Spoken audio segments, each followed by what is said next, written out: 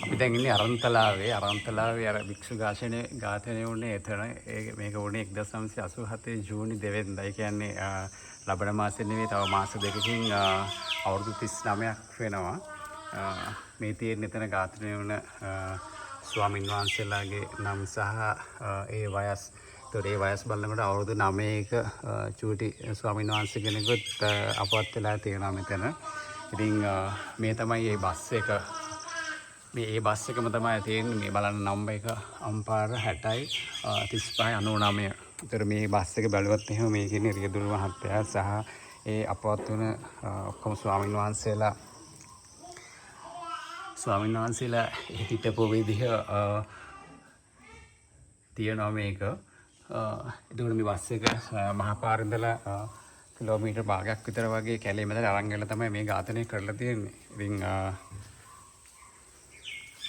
මේක ඊට ඉස්සෙල්ලා පන්සලක් තිබිලා නැහැ. හැබැයි දැන් යම් පන්සලක් හදලා තියෙනවා වගේම අපිට මෙතන හම්බ වෙන ස්වාමින් වහන්සේත් එක්ක මම කිව්වා මේ ගැන පොඩ්ඩක් ඉස්සරහ කියන්න පුළුවන් නම් ලොකු දෙයක් කියලා. මොකද අපේ අලුතෙන් ඉන්න කට්ටිය දන්නේ නැති, දැකලා නැති නිසා අපේ ස්වාමීන් වහන්සේ අවසරයි.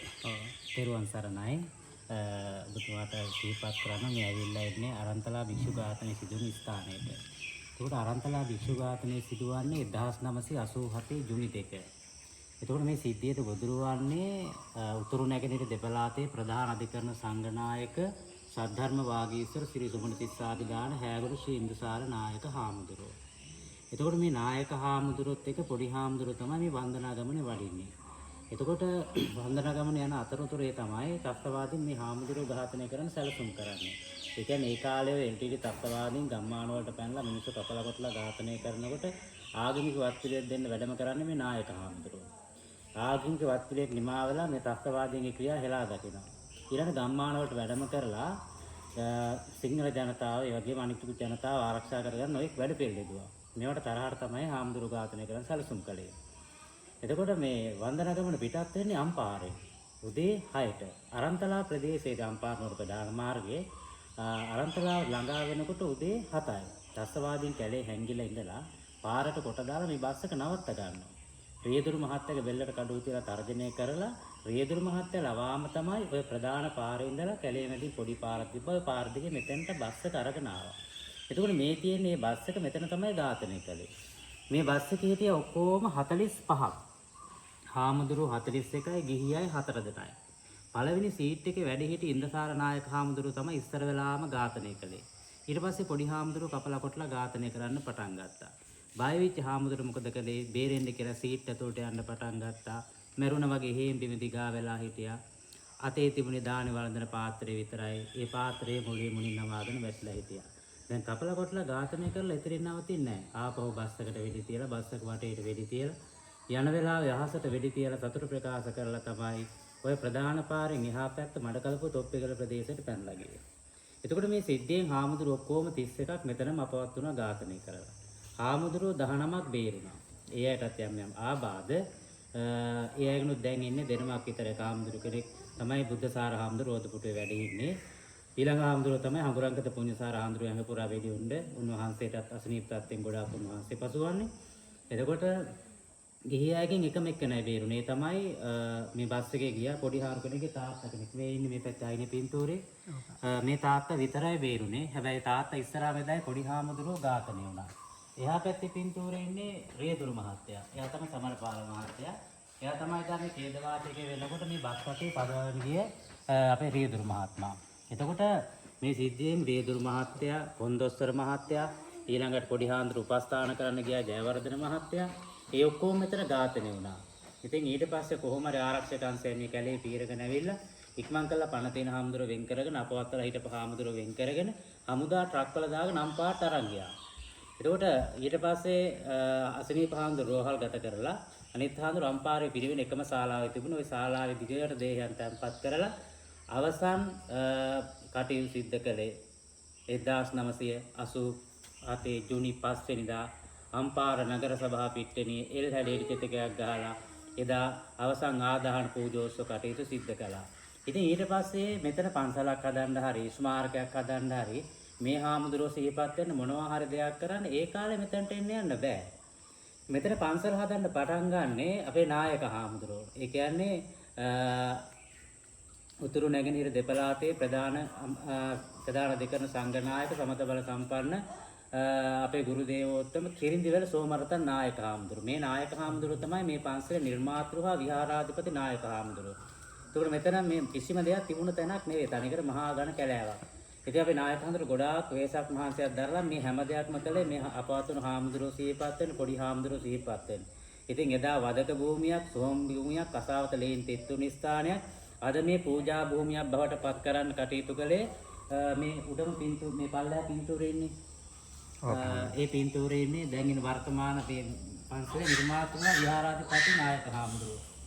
ඒ නායක හාමුදුරුවෝ තමයි දැන් මේ පළාතේ උතුරු නැගෙනහිර දෙපළාතේ සමත බල සම්පන්න ප්‍රධාන අධිකරණ සංඝ නායක හාමුදුරුවෝ. මේ නායක හාමුදුරුවෝ අධ්‍යක්ෂක හාමුදුරුවෝ නමකින් විශ්‍රාම ගිලන අපේ නායක හාමුදුරුවෝ මේ නැගෙනහිර පළාතේ අධ්‍යාපනය වෙනවා. ඒ කියන්නේ මේ නැගෙනහිර පළාත තුළ සුවිශාල මෙහෙවරක් කරපු නායක හාමුදුරුවෝ තමයි දැන් අපේ මේ නායක හාමුදුරුවෝ.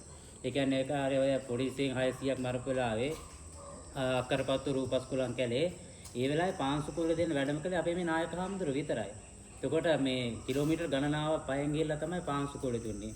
ඒ විතරක් නෙමේ මේ පළාත තුල සුවිශාල මෙහෙවරක් දැන්ට නායකහරු සිද්ධ කරනවා. පන්සල් 40ක් 50ක් ආරම්භ කරනවා. ඒ කියන්නේ අලුතෙන් පිරිවෙන ගණනාවක් නායකහරු ආරම්භ කළා. ඉතින් දැනට මේ ඉන්දසාර නායකහරුන් පස්සේ මේ සියලු වගකීම් පැවරුනේ අපි දැන් ඉන්න කිරින්දිවැල සෝමරත්න අපේ ගුරු දේවෝත්තම නායක හාමුදුරුවෝ. ඉතින් මේ නායක හාමුදුරුවෝ තමයි දැන් මේ සියලු කටයුතු සිද්ධ කරන්නේ. ඉතින් අපිත් මේ කාර්යයන් සිද්ධ කරන්නේ අපිත් මේ පැවිදිලා ඉන්නේ නායක හාමුදුරුවෝ නිසා. ඉතින් අපිට ඒ කටයුතු කරන්න පුළුවන්කම තියෙන නායක හාරු නිසා. ඉතින් ඒ කාරණාත් මම සිහිපත් කරේ නායකයාට සුවිශාල මෙහෙවරක් සිද්ධ කරන නිසා. ඉතින් ඒ නිසා මේ විදිහට තමයි කටයුතු කරන්නේ. දැන් මේ විශේෂ කාරණාව තමයි නායක හාමුදුරුවෝ අපි ආරම්භ කරලා තියෙන මේ හාමුදුරුවෝ සිහිපත් කරන උන්වහන්සේලාට පින් වැඩෙන්න මෙතෙන්ට එන බැතිමතුන්ට වැඳ පුදාගෙන පින් සිද්ධ කරගන්න. අරන්තලා මහා සෑය ඉදි කරනවා. ඒ කියන්නේ දිගාමල්පුරේ දීගවා පිට පමණක් දෙවිද වෙන මේ සුවිශාල දා ගැවිති කරන්නේ අර අතන ගල්තලාව මැද්දේ ඒ ගල්තලාව මැදි කරලා තමයි මේ සුවිශාල කාර්ය ආරම්භ කරලා මේ දවස්වල අපි ආරම්භ කරලා ඒ සියලු ඒ ගල්පාරේ ටෙස්ට් ටික ඔක්කොම කරලා දැන් අපි මේ භූමිය සකස් කරගෙන යනවා. ඉතින් ඒ කාර්යය සිද්ධ කරනවා. ඒ වගේම තමයි දැන් අපි මේ ජූනි 2 වෙනිදාට හාමුදුරුවෝ අපවත් වෙලා හරියටම අවුරුදු 39ක් වෙනවා. මේ 39 වෙනි ගුණ සමරුව වෙනුවෙන් අපි ස්වාමින් වහන්සේලා 500 නමක් වඩම්මලා විශාල දානමය පින්කම සිද්ධ කරලා උන්වහන්සේලාට පින් දෙනවා. ඒ විතරක් නෙවෙයි මේ ස්වාමින් වහන්සේලාට ඒ වගේම නාවිනේ අපවත්ුනේ ස්වාමින් වහන්සේලාට ඒ වගේම මේ රීදුරු මහත්මයා ඇතුළු පිරිසට ඒ වගේම රට වෙනුවෙන් ජීවිත පූජා කළ වීරෝදා රණවිරුවන්ට මේ සියලු දෙනාම සිහිපත් කළා තමයි අපි හැම අවුරුද්දකම මේ පින්කම් සිද්ධ කරන්නේ. ඉතින් මේ විදිහට තමයි අපි කටයුතු කරන්නේ. මේක දිග කාරණාවක් ලෝක කතාවක්.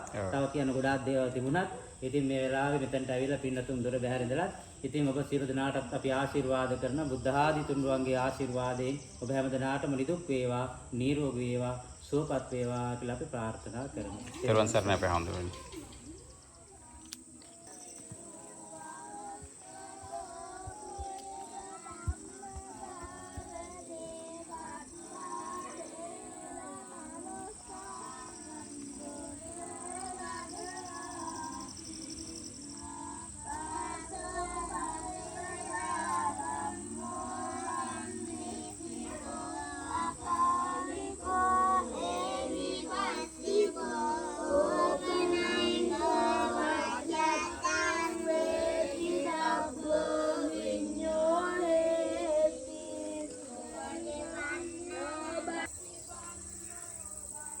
මෙන්න මෙතන තමයි මේ ඒ ගල් තලාවේ තමයි චෛත්‍ය ඉදි වෙන්න යන්නේ. පින් කැමති කෙනෙක් ඉන්නවා නම් මේකට සහභාගී වෙන්න පුළුවන්. ඒ වගේම තමයි මේ ජූනි මාසේ 2 වෙනිදා අවුරුදු 39 ඒ ඝාතනය කරපු නැත්නම් අපවත් වුණු ස්වාමීන් වහන්සේලා වෙනුවෙන් 39 වෙනි අවුරුද්ද වෙනුවෙන් දානයක් දෙනවා. පුළුවන් කෙනෙක් ඉන්නවා නම් ඇවිල්ලා යන්න. පුළුවන් බැරි කෙනෙක් ඉන්නවා නම් මේකට ආධාරයක් හරි පුළුවන් නම් කරන්න. මං හිතනවා ඒක ලොකු පිනක් වෙයි කියලා.